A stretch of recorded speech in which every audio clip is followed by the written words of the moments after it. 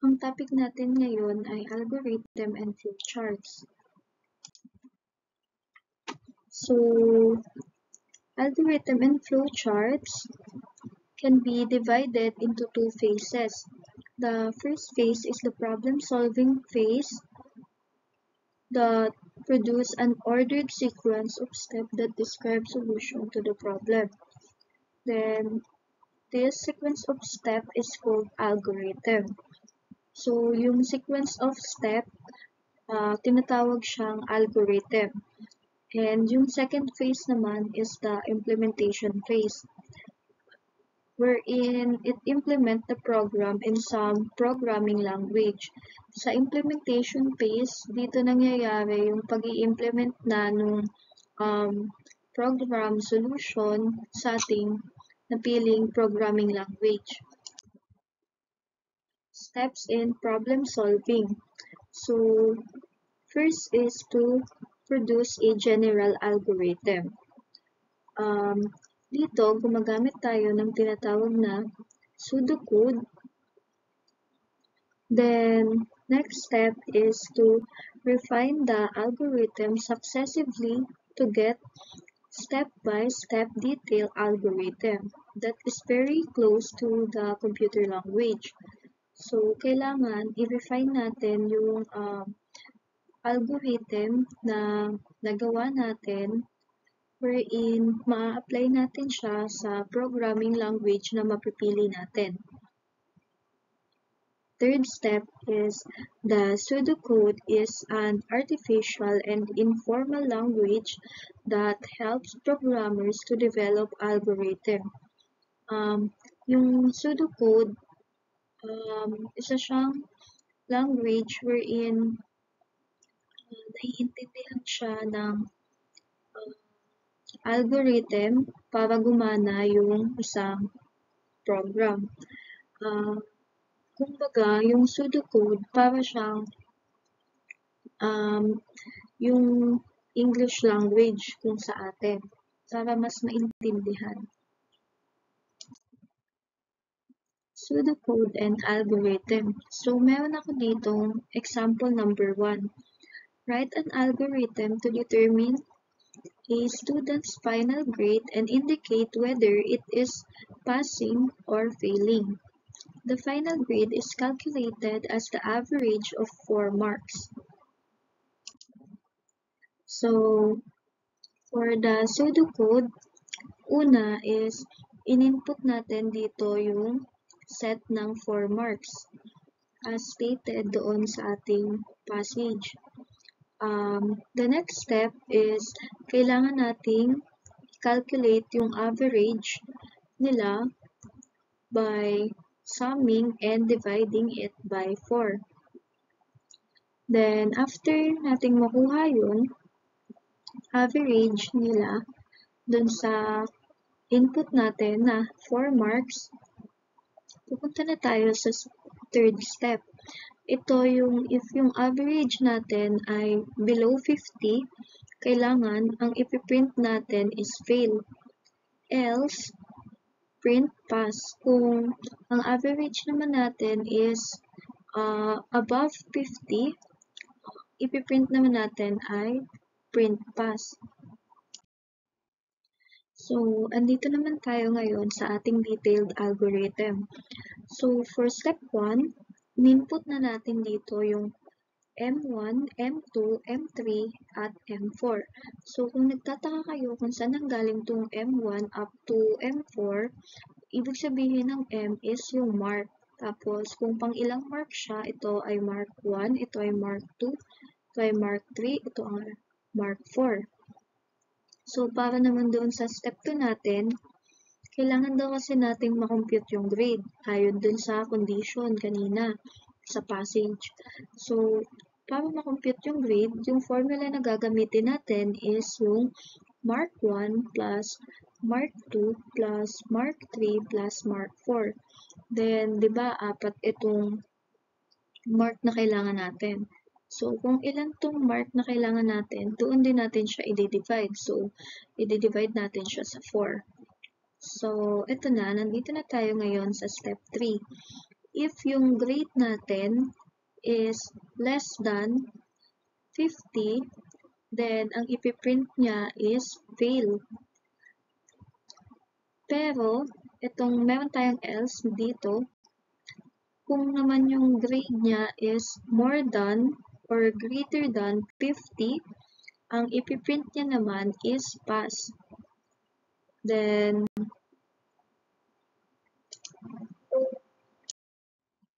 the flowchart, a schematic representation of a sequence of operations as in a manufacturing process or computer program.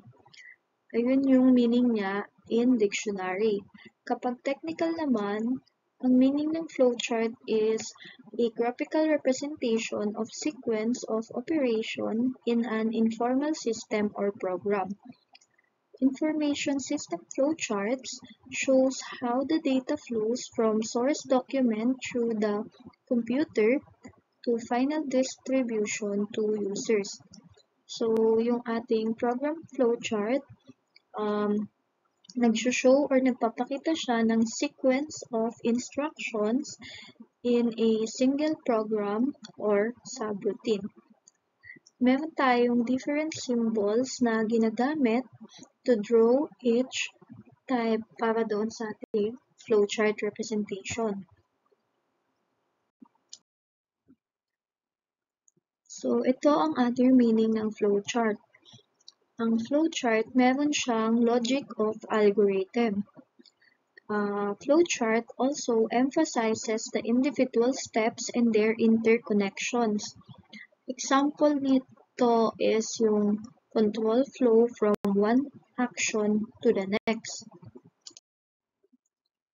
Ito naman yung tinatawag nating flowchart symbols. Ito yung mga basic na symbols para makagawa kayo ng maganda na flowchart.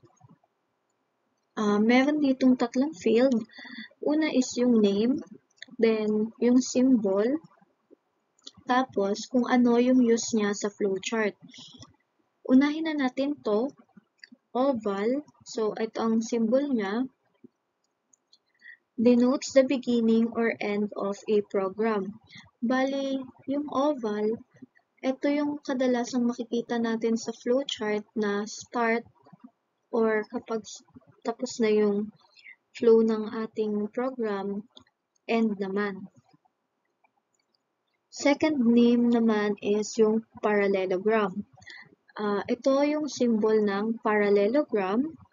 Then, it denotes an input operation. Ibig sabihin, lahat ng input mo sa problem or sa passage na ibibigay sa'yo for flowchart is dito mo siya ilalagay sa input operation. Then, next is, yung pangatlo naman is rectangle. Ito yung symbol ng rectangle. Bali, this denotes a process to be carried out. Example dito naman papasok yung mga formula or computations. Nakalagay dito yung addition, subtraction, division, multiplication, average, depende kung ano ang naka-indicate sa passage or sa problem. Next is we have this, yung diamond.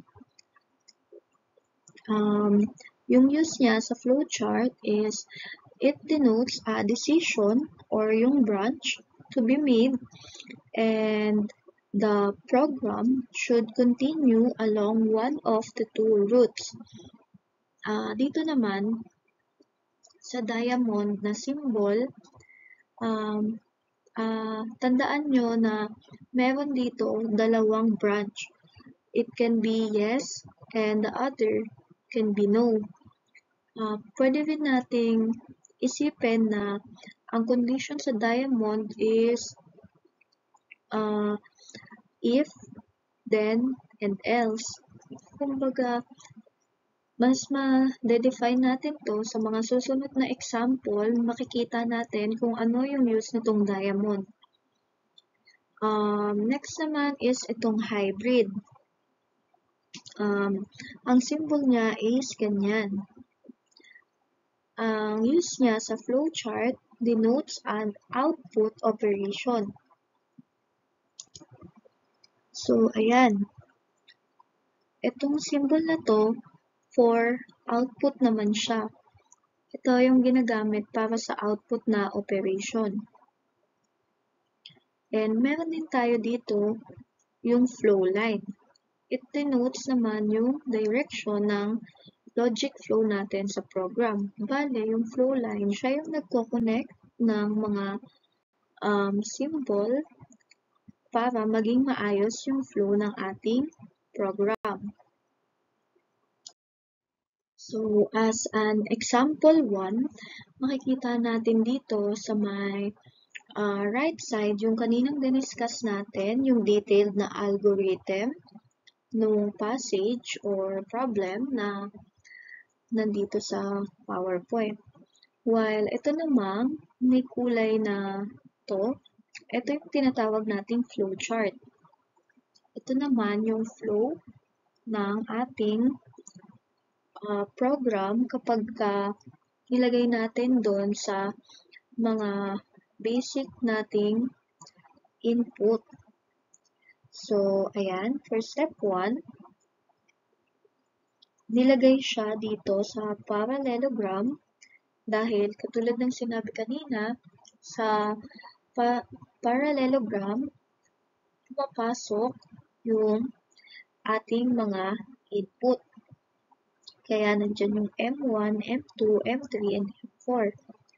Para naman sa ating rectangle or for step 2, di ba mapapansin natin na meron siyang mga computation.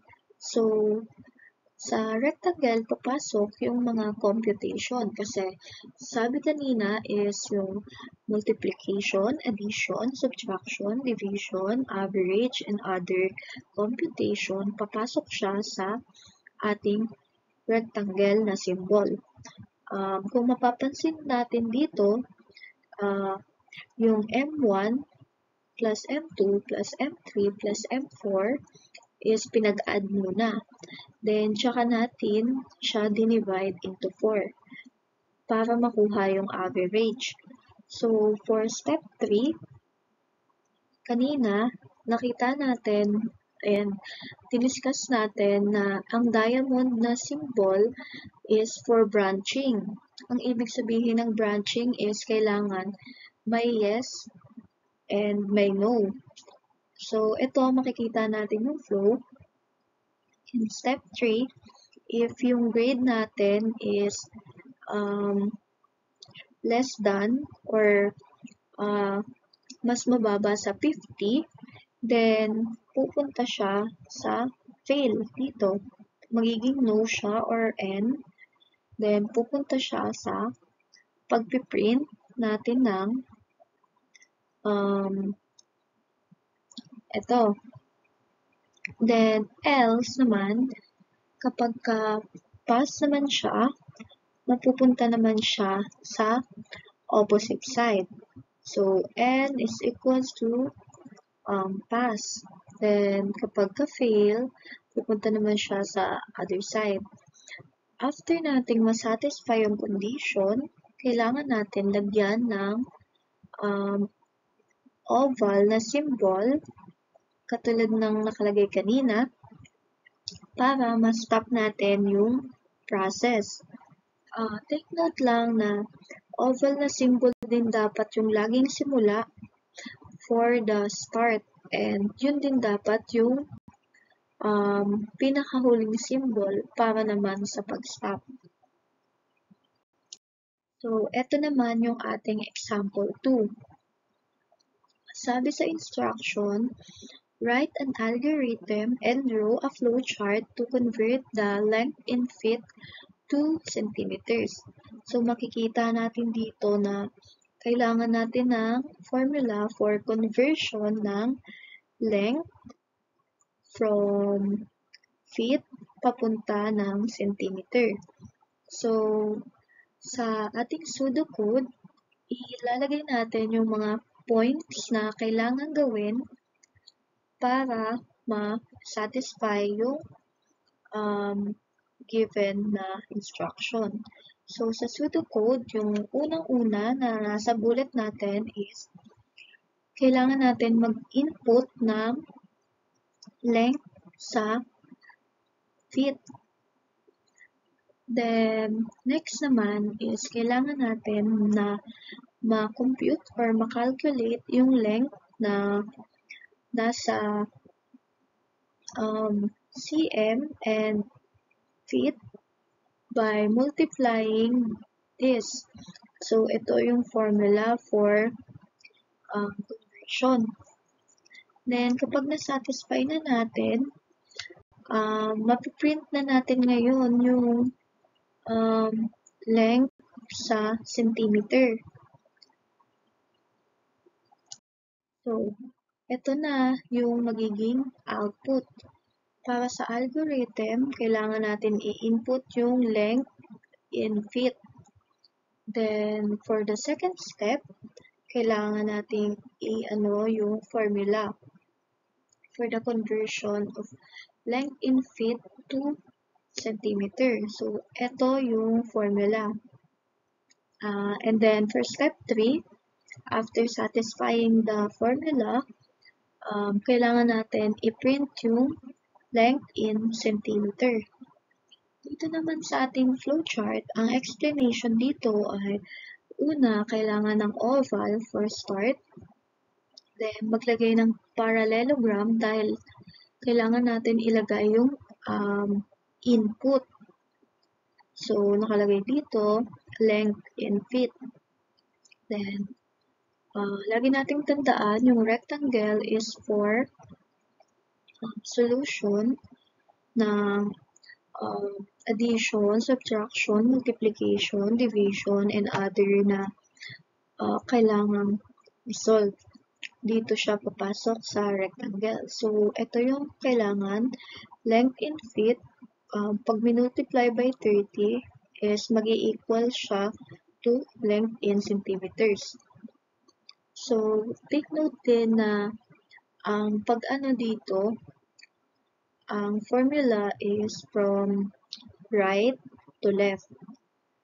Bale, kailangan mo munang i-compute yung sa right side bago ka mag-arrive doon sa left side.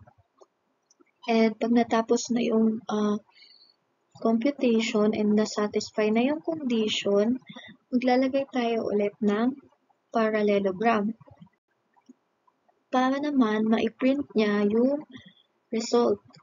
So, yung result is yung ayan, length in centimeters. Then, mag-i-stop na. For example number 3 naman. Write an algorithm and draw a flowchart that will read the two sides of rectangle and calculate its area. So, sa ating pseudocode, kailangan muna natin ilagay yung input. Yung input dito is yung width and yung length para dun sa rectangle. Kasi nakalagay dito two sides. Ang sides ng rectangle is length and width, di ba? Second bullet is to calculate the area by multiplying length with width. So, ito dito sa second bullet, ito yung magiging formula. Kasi nakalagay dito, calculate yung area. And para makalculate yung area, ang formula is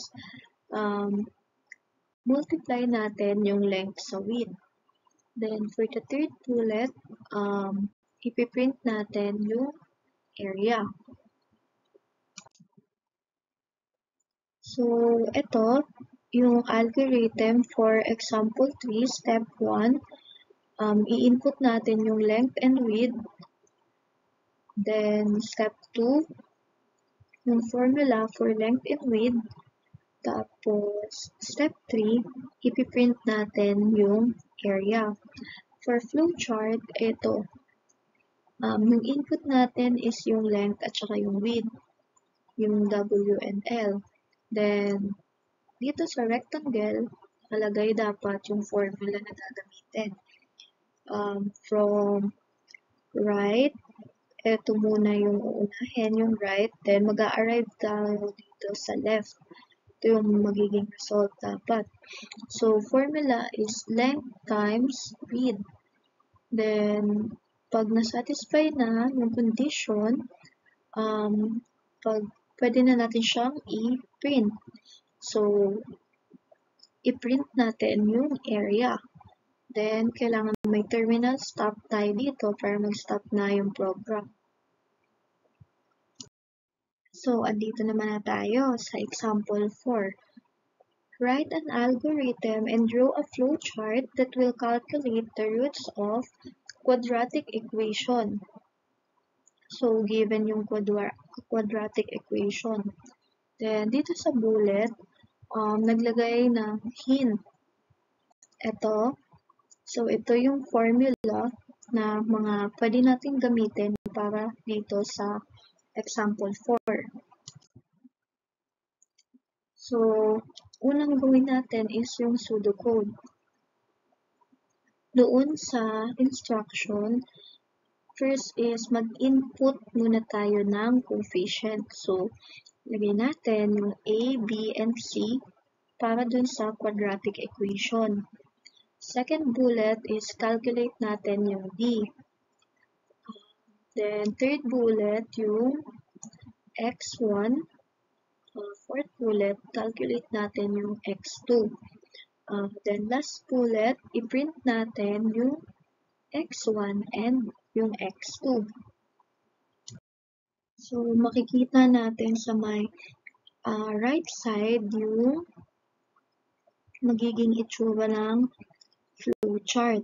Then, sa left side, makikita natin yung algorithm steps. So, punta muna tayo sa algorithm. So, sa step 1, in-input niya yung A, B, and C. Then, sa step 2, nilagay niya yung hint na formula. Yung square root, tapos yung B multiplied by B minus 4 multiplied by A multiplied by C. Then, step 3, yung formula for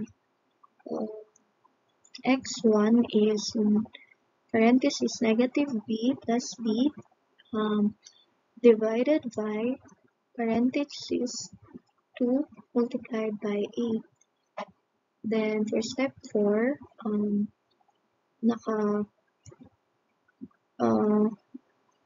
negative b divided by 2xa. And after nating masatisfy yung x1 and x2, pwede na natin siyang i-print. So, sa step 5, print x1, x2. Punta naman tayo ngayon sa right side, sa ating flowchart. So, start, then sa parallelogram, mag-input tayo ng mga kailangan, which is yung A, B, and C. Then, ilagay natin sa rectangle yung mga step 2 hanggang step 4. So, dapat naka-chronological order. So, ang unang hinahanap is D. So, ilagay natin dito yung formula ng D. Para mahanap yung D, lagay natin sa right side yung formula. Then, for x1, ilagay din natin sa right side yung formula para mag-arrive tayo sa x1. And same as for x2. Then, pag nasatisfy na natin,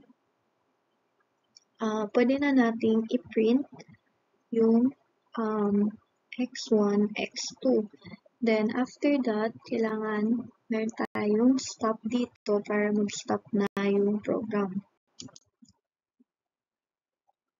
So, ito, decision structures. The expression A Greater than B is a logical expression. It describes a condition we want to test. So, kapag A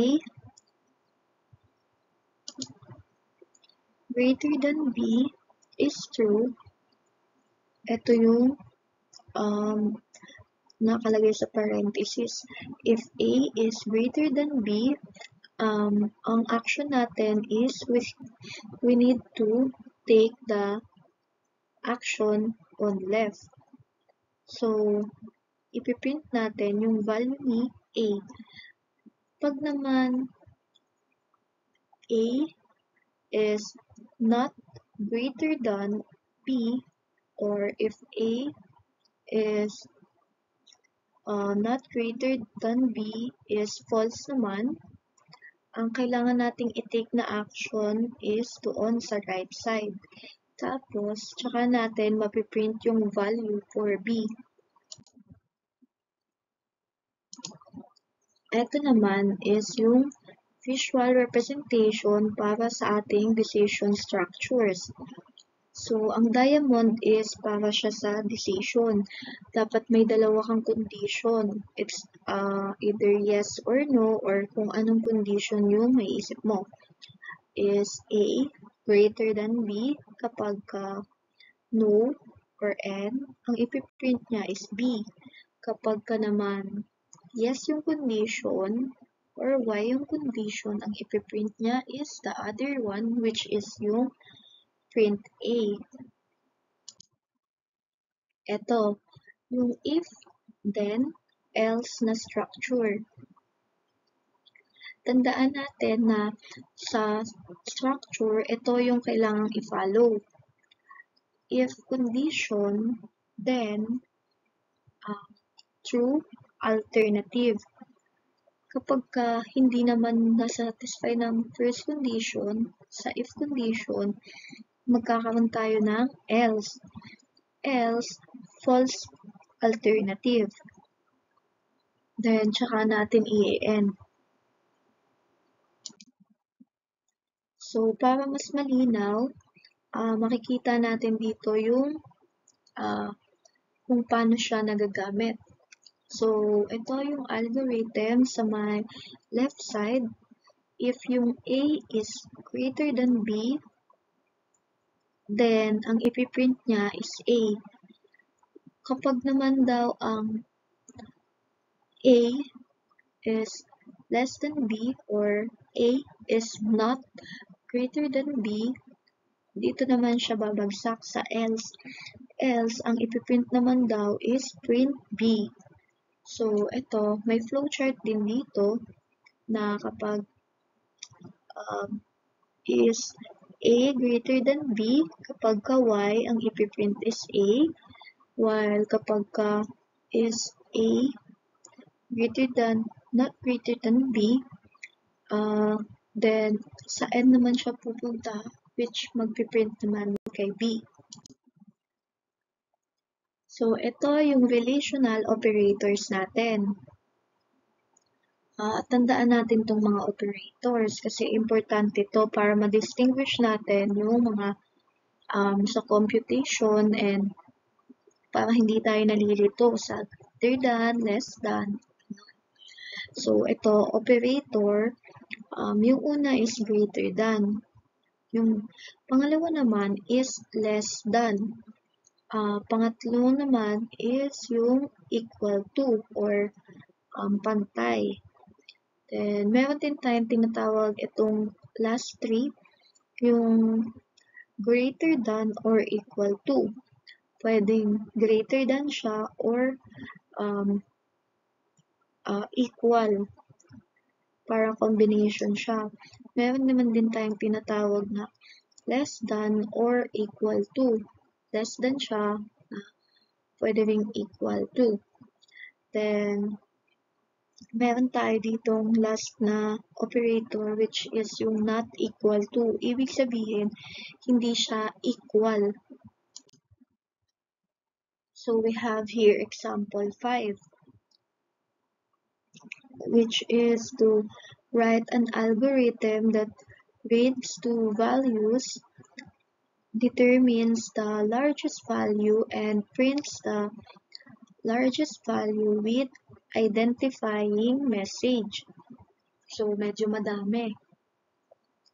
For algorithm, yung step 1 is kailangan nating i-input yung two value as stated dun sa instruction. So, input, then lagyan natin si value 1 and value 2. For step 2, andito pumapasok yung condition, di ba? So, if yung value 1 is greater than sa ating value 2, then ang gagawin niya, value 1 is max. So, si value 1 ang magiging max kapag na-satisfy yung condition. If hindi naman na-satisfy, meron ditong else, di ba? This is for false. Si value 2 naman yung magiging max kapag hindi niya na-satisfy yung condition. Then for step 3, ipiprint natin the largest value is, kung ano ang largest value, then yung result, which is max. Ito naman yung itsura ng ating flowchart for example 5. So, may start, then ito, in-input natin yung value 1 tsaka value 2. Then, kailangan natin ng decision for yes and no. If value 1 is greater than value 2, pag greater than siya, sa y siya, then si value 1 yung magiging max. Kapag is value 1 is not greater than value 2, pag hindi naman siya greater than sa value na to, then sa n siya or sa no. Ang magiging max dito is yung value 2 naman kapag naka-no. Ayan, meron tayo dito na condition para mag-print. Then, sa print natin, sinasabi dito na yung largest value is, then yung max i-print niya. After natin masatisfy yan, kailangan natin ng terminal to stop. So, meron din tayong tinatawag na nested if. Ito yung one of the alternative ng if, then, else na statement. So, it may involve further naman yung if, then, else na statement natin. So, last is, for example, number 6.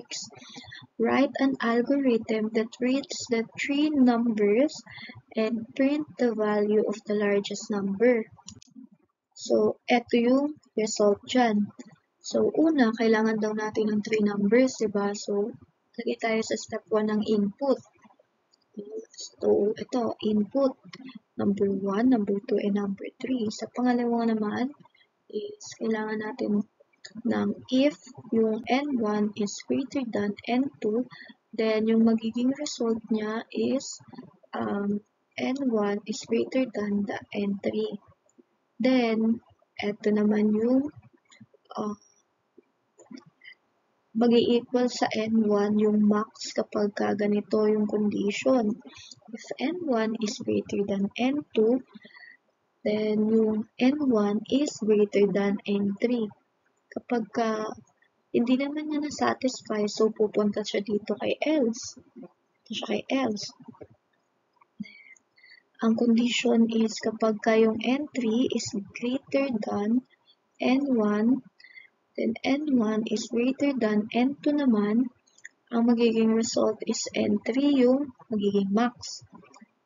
And meron tayong end if, pagka hindi pa pinasatisfy, may isa pang else dito.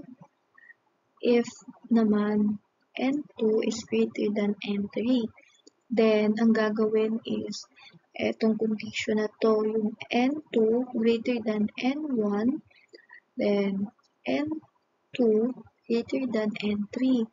So, n2 naman yung magiging max. Else, kapag hindi na nag-satisfy ulit, is entry naman yung magiging max dito. I-end natin kapag okay na. Then for step 3, ayun, i-print natin yung largest number na max.